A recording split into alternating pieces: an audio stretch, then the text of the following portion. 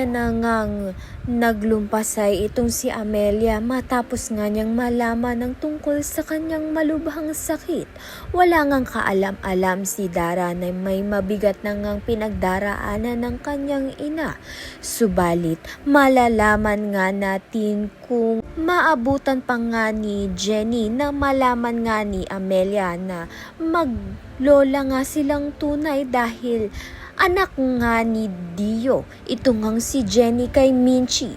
Sa kabilang banda naman nga, pinayuhan nga ni Dara si Megan na wag ngang magpapatalo kay Jenny dahil unti-unti ngang napupunta rito ang mga oportunidad at atensyon ng lahat bilang leader ng Yumi, si Jenny.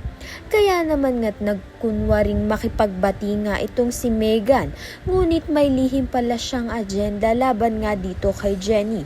Samantalang napagdesisyon na nga ni Minchi at ni Jenny na iisang tenga muna ang ipapa-opera kay Perry upang hindi tuluyang maubos ang ipon ni Jenny.